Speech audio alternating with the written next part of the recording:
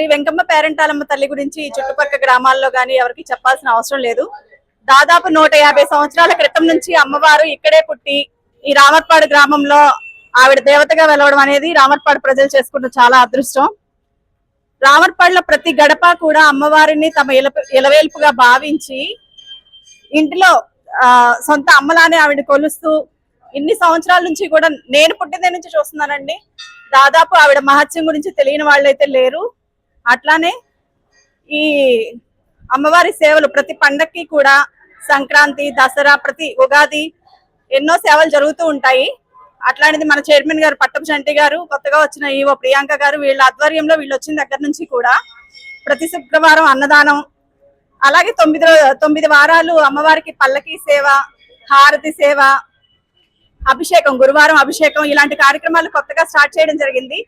ఈ కార్యక్రమాలు జరగడానికి ముఖ్య ఉద్దేశం ఏంటంటే అమ్మవారి సేవని ప్రతి ఒక్క భక్తులు ఉపయోగించుకుంటారు అనే కాన్సెప్ట్ తో ఇంతకుముందు ఏంటంటే అమ్మవారిని బయట అలా దండం పెట్టుకొని వెళ్ళిపోవడం ఉండేది.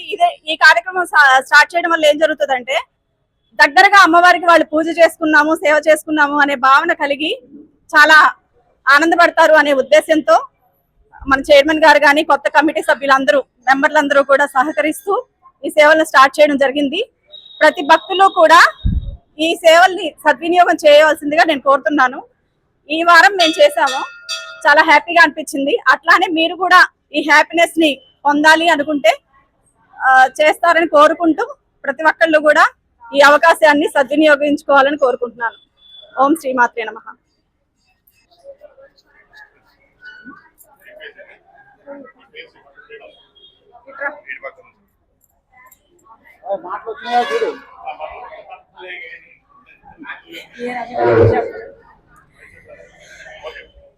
రావర్పాడు గ్రామంలో వెలిసిన శ్రీ వెంకమ్మ పేరంటాలమ్మ తల్లి రావర్పాడు గ్రామానికే కాదు, మా ప్రసాదంపాడు గ్రామానికి, చుట్టుపక్కల గ్రామాలకు కూడా ఇలవేల్పే అమ్మవారికి సంక్రాంతి వచ్చినా, దసరా వచ్చినా మేమందరం మొక్కులు చెల్లించుకుంటూ అమ్మవారి ఆశీర్వాదం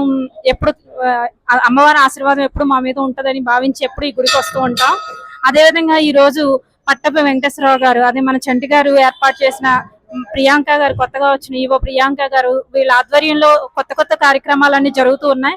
ఈ కార్యక్రమాల్లో భాగంగా ప్రతి శుక్రవారం అన్నదానం కార్యక్రమం, అదేవిధంగా ప్రతి శుక్రవారం 9 ప్రదక్షిణలు, పల్లకీ సేవ అని కొత్త కార్యక్రమాలు చేయడం జరుగుతుంది. ఈ కార్యక్రమాలు ప్రజలందరూ పార్టిసిపేట్ చేసి అమ్మవారి ఆశీర్వాదం అందుకుంటున్నారు. చాలా బాగా దర్శనం జరుగుతుంది. అమ్మవారి సేవ ప్రతి ఒక్కళ్ళు ఈ సేవా టికెట్లు తీసుకుని ప్రతి ఒక్కళ్ళు అమ్మవారి సేవలు ప్రత్యేకంగా చేయించుకోవడం, ప్రతి ఒక్కళ్ళు విఐపి లాగా అమ్మవారి సేవ చేసుకోవడం అనేది చాలా చాలా చాలా సంతోషకరమైన విషయం. మేమందరం చాలా సంతోషంగా ఈ సేవలో పాల్గొనడం జరిగింది. నాకు ఈ శుక్రవారం అవకాశం వచ్చింది. ఈ శుక్రవారం నేను చాలా సంతోషంగా ఈ అమ్మవారి సేవ అనేది చేసుకున్నాను. ఆవిడ ఆశీర్వాదం పొందుతున్నాను. అలాగే ప్రజలందరూ పొందాలని కోరుకుంటూ అలాగే ఈ కార్యక్రమానికి నన్ను ఆహ్వానించిన చంటి గారికి, అలాగే ప్రియాంక గారికి థ్యాంక్ యూ చెప్తూ శ్రీమాత్రే నమః.